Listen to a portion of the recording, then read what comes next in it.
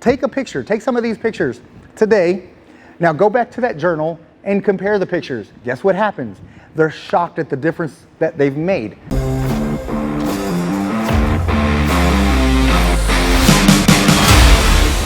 Hey, what's up guys? Gary Walker here with liveanabolic.com. All right, in this video, I'm gonna give you 5 steps for building muscle after 40 while also burning fat. Okay, you're doing these simultaneously. So if your goal is to do them both, then you have to be really strategic about everything that you're implementing, everything that you're doing. Because at the end of the day, it's easier to do one or the other. But to optimize things, I wanna make sure you know how to do both. That being said, let's get straight into the very first tip I'm gonna share with you. Very first thing you have to make sure that you are doing, you need a plan, okay? When I say a plan, the plan needs to be specific towards helping you meet your goals. For this case, if you want to build muscle and you want to burn fat, you don't need to be following a straight up weight loss plan, because here's the thing, weight loss plan is designed to keep you in a huge calorie deficit. You're cutting calories with your nutrition and you're upping your caloric burn with all the exercises and the intense workouts and cardio you're gonna be doing. So it's really gonna be hard to do both if you're following a weight loss plan. On the other side of that, if you're following a plan designed to maximize muscle growth, then you're gonna be eating in a caloric surplus and you're gonna be doing a specific type of workout that's geared towards a lot of rest in between exercises, which is gonna help you get stronger and get bigger, as opposed to focusing on both goals, all right? But that being said, you can do both. So make sure you stick with me throughout all this video, and you're gonna learn some of the other things you really need to make sure you're implementing to be able to do both. All right, the second tip I'm gonna share, this may be simple, but it's very overlooked and something I recommend for everybody: keeping a journal. You wanna start a journal once you have your plan in place, you're getting everything down, you're ready to start, then get a notebook and start writing in that notebook. The things I want you to really focus on in the notebook, couple things to really pay attention to: starting weight and starting pictures, even starting measurements, okay? Make sure you've got your weight written down. That's gonna be a secondary thing to your measurements and your photos, however, because at the end of the day, it's not gonna account for muscle gain. It's not gonna account for strictly fat loss, because what if you're losing weight but you're losing muscle? Then that's gonna defeat the end goal. So make sure you have your starting weight, starting measurements, measure everything. Even when you're doing your photos, I want you to keep your photos in this journal. And I want photos of the front of your body relaxed, front of your body flexed, side, go and turn to your side, take those pictures, face the camera with your back, take them relaxed, take them flexed, the other side. Get all of those, because at the end of the day, you want to be able to refer back to this journal down the road if you think you're not making progress, you're getting frustrated, you're starting to lose motivation. I want you to be able to go back to it and compare the beginning photos with current photos, because a lot of times you're seeing yourself in the front, you're seeing yourself in the mirror, all the anterior stuff, nothing's changing. However, turn around. If you're looking at your back picture photos today compared to a month ago, 2 months ago, whenever you started, you might see a lot of differences, because everybody loses weight in different places initially. Some lose in their legs, some lose in their chest, some lose in their back, some in their guts, some in their lower back. So we all lose different compared to each other. So you want to make sure you have those pictures to compare to, okay? Also with the journal, not only your measurements and your body weight and your pictures, but you want to make sure, now that you have your plan, you've got your weights that you're lifting. Write down your starting weights. Started bench pressing today, you started 30-pound dumbbells. You did 30-pound dumbbells for 12 reps, 3 sets. Write all of that down, okay? Also, not only the weight that you're lifting and the reps that you're lifting the weight for, but the rest periods, because that's also gonna be a form of progression down the road. If you're resting 2 minutes between exercises because you're just completely out of shape, write down 2 minutes. And down the road, you're gonna use this journal to make your progressions, because that's gonna be the key to make sure you're making changes throughout the months and the weeks ahead, okay? So you gotta have this to refer back to, All right, so that's a long tip, but that leads me to my third tip. My third tip is nutrition. Nutrition has to be on point if your goal is to do both simultaneous. For example, if you're trying to just lose weight, basically clean up your food intake and eat in a caloric deficit. Do that long enough, you're gonna lose weight. Simple as that. But you're not gonna be able to gain muscle doing that. So to gain muscle while still burning fat, you're gonna need to carb cycle and possibly utilize intermittent fasting as well. Intermittent fasting, which I'll touch on in a minute, is one of those things you're only gonna be doing if your primary goal is fat loss. Meaning, if you've got 30 pounds to lose, yet you're still wanting to build a little bit of muscle, then I want you to incorporate both, carb cycle and intermittent fast. However, if you're one of the guys that needs to just restructure your body, gain some muscle, burn a little bit of fat, then go ahead and omit the intermittent fasting, because at the end of the day, my primary goal for you is gonna be prioritizing muscle gain. The more muscle you put on your body, the more your metabolism is going to be churning, more fat you're going to burn. It's going to be easier to do a lot of those things. Your hormone profile is going to be boosted. So for you, if you don't have a whole lot of fat to lose, you need to prioritize building that muscle. To do that, take away the intermittent fasting, just focus on carb cycling. However, majority of you guys, a lot of you guys have a lot of weight to lose.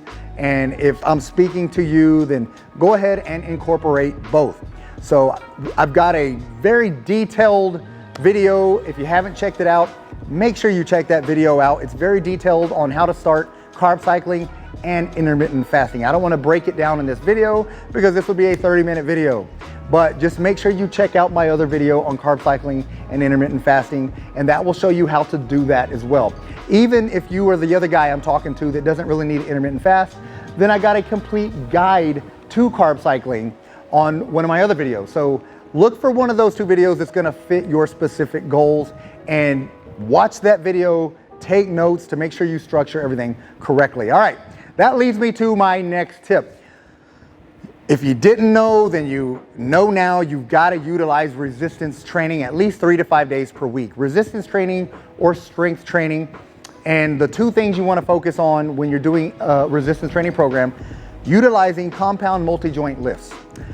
Meaning deadlifts, squats, bench pressing. It can be flat bench pressing, incline bench pressing, pull-ups or pull-downs, things, overhead presses, things that are utilizing more than one joint in the movement. That's multi-joint movements.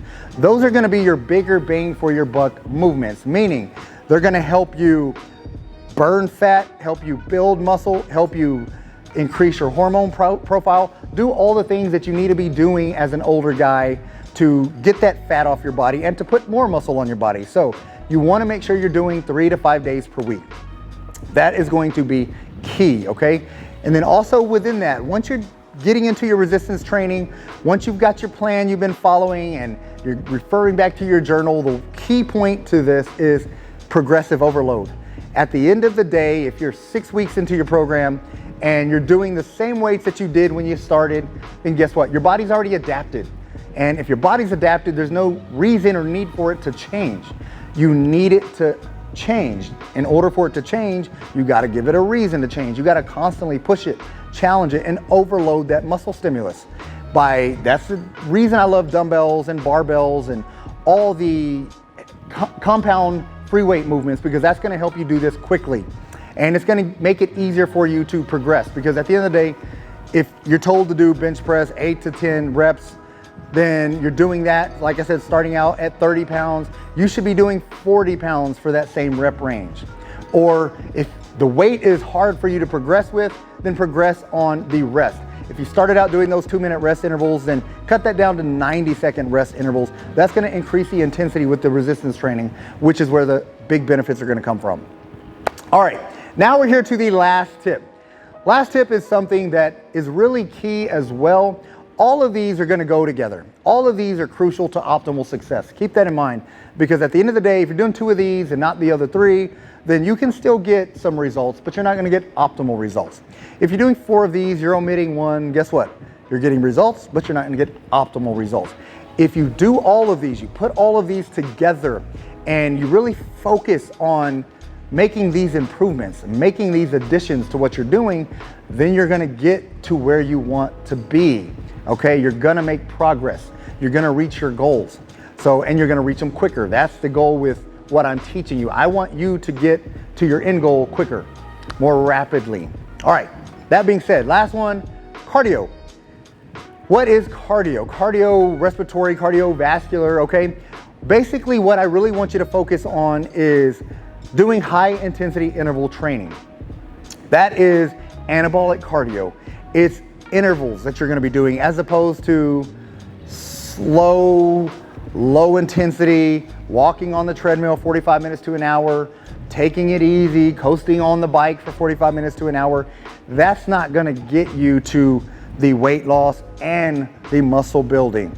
It can actually hinder your results. So at the end of the day, you wanna make sure you're pairing all these other things with high intensity interval training. Typically, I like to refer to that as some type of sprint intervals. They can be done on a track. You can do sprints on a bike. You can do sprints on a rower. You can do Tabata type workouts, basically meaning 20 seconds all out intensity, then rest 40 seconds. After the 40-second rest, another 20-second all out intensity, rest 40 seconds. That's 2 intervals.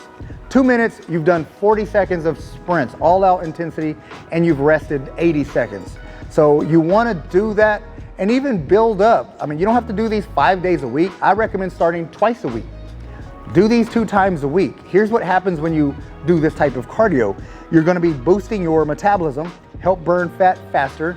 You're gonna be boosting your growth hormone and testosterone levels, which is key for us older guys. And you're also gonna be building muscle. This is one of the only types of cardio out there that's gonna allow you to continue to build muscle. All right, so that's gonna be ideal for you. Also, if you wanna learn a more structured way to do your high intensity interval training, once again, I'm gonna tell you about another video. I've done a video on that as well. Okay, so at the end of the day, everything I'm sharing with you, if you need it to be broken down in more detail, as opposed to me putting everything in this one video, giving you a 40 to 45 minute video to watch, I want you to check out some of these other ones. Check out how to structure it. But the point with this video is 5 key points that you need to make sure you're doing to be able to build muscle and lose fat together simultaneous as a man over 40. And again, if you want a little bit more detail, refer to those other videos, the one on the carb cycling, the one on the intermittent fasting, the one that combines both, or the one on the high intensity interval training. So check those out. And guys, I hope you like this video. There's a lot of stuff here I really want to make sure that you're doing. Get these things implemented and you're gonna start seeing results.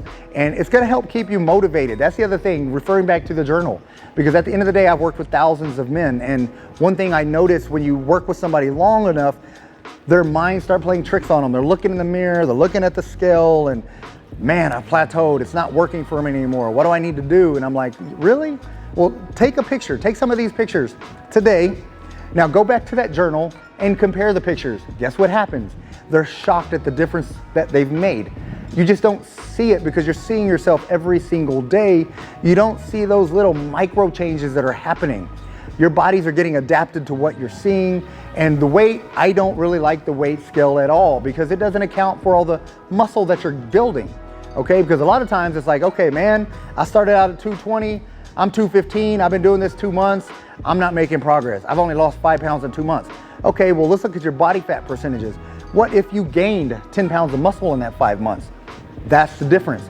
Those 10 pounds of muscle are gonna help you burn even more fat down the road. It's gonna help boost your metabolism. It's gonna help boost your hormone profile, all the things that you're going for. So don't just look at the weight on the scale. That's the last thing you need to be focused on. Focus more on the measurements, the body measurements. Focus more on the pictures.